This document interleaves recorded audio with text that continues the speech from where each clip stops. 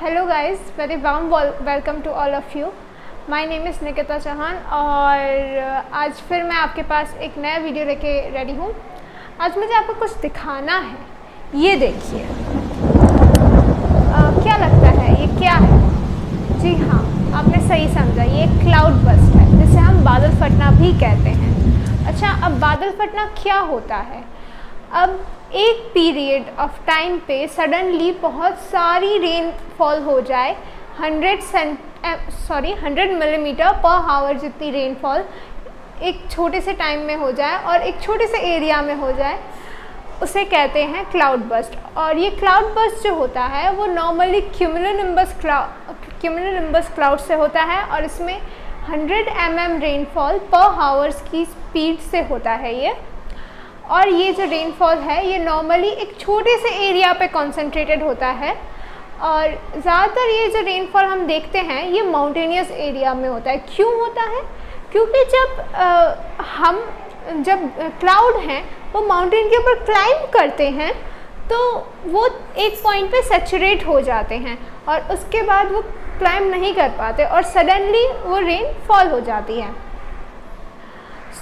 ये जो cloud burst है वो कुछ एरियाज़ पे ज़्यादातर लोकलाइज्ड है, जो कि हैं, पहला है हिमालय, फिर है वेस्टर्न घाट, फिर है ईस्टर्न घाट और फिर है नॉर्थ ईस्ट। ये सारे जो एरिया हैं वो माउंटेनियस रीजन है, एज वी ऑल नो।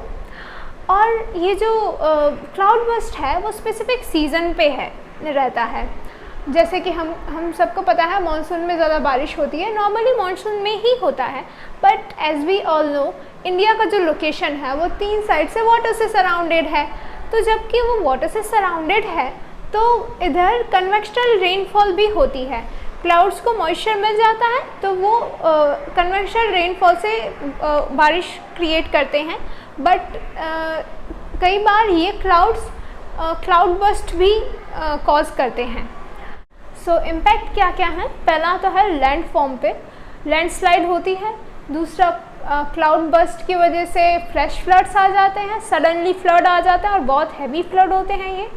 और थर्ड होता है सॉइल इरोजन और वेजिटेशन को काफ़ी डिस्ट्रक्शन हो जाता है। फिर दूसरा है मैन मेड प्रॉपर्टी के ऊपर क्या अफेक्ट होता है। जो कुछ घर लो लाइन एरिया पे होते हैं उधर तो नॉर्मली सारे हाउसेस वेनिश हो जाते हैं ऐसे फ्लड में। और दूसरा है कि जो बिल्डिंग्स वगैरह हैं उनको भी काफ़ी डिस्ट्रक्शन फेस करना पड़ता है। उसके बाद आता है थर्ड है सोसाइटी पे इम्पैक्ट। पीपल को हर्ट होता है, लॉस, उनके लव वंस की डेथ हो जाती है इसलिए। फिर लॉस ऑफ प्रॉपर्टी होती है।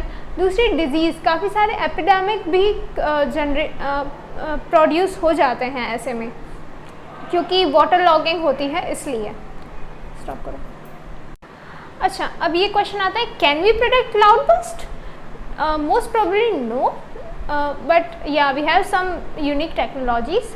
सैटेलाइट तो नहीं कर पाती क्योंकि सैटेलाइट एक बड़े एरिया पे फोकस्ड रहती है और क्लाउड्स अगर आते भी हैं तो एक बड़े एरिया पे आते हैं, जबकि क्लाउड बस्ट होता है एक छोटे से एरिया पे। मॉनिटरी स्टेशंस भी नहीं डिटेक्ट कर पाते, रेडार्स वगैरह भी इतना डिटेक्ट नहीं कर पाते। So what can we do for the prediction of cloud burst? या हम कर सकते हैं डोपलर मेथड। डोपलर है एक प्रिडिक्शन के लिए। वो क्या करता है कि एक छोटे से एरिया पे कॉन्सेंट्रेटेड रहता है और वो 6 आवर पहले तो पता ही देता है कि क्लाउड बस्ट होने वाला है उस एरिया में, और कई बार ये 12 to 14 आवर्स पहले भी बता देता है। इसे हम लोग इंस्टॉल कर सकते हैं और इनफैक्ट किया भी है। Why cloud burst is increasing in recent time? इसका रीज़न ये है क्योंकि क्लाइमेट चेंज हो रहा है। इंडस्ट्रियल रिवॉल्यूशन के टाइम से ही कार्बन एमिशन बढ़ा है और इससे ग्लोबल टेम्परेचर बढ़ रहा है। इनफैक्ट अभी जो गैस किए गए हैं उस हिसाब से 2020 से 2040 तक 1.5 डिग्री सेल्सियस का जो ग्लोबल टेम्परेचर है वो स्पाइक कर जाएगा, बढ़ जाएगा। और जो 2040 से 2060 तक ये टेम्परेचर 2 डिग्री सेल्सियस तक बढ़ जाएगा। सो क्लाउड बर्स्ट और दूसरे सारे सुनामी वगैरह के जो फिनोमेना हैं उसके चांसेस हाई हैं नियर फ्यूचर में भी। सो हमें इसके लिए प्रिपेयर्ड रहना पड़ेगा। Thank you so much, that's all for today's video. Thank you for watching. I will provide link in description box.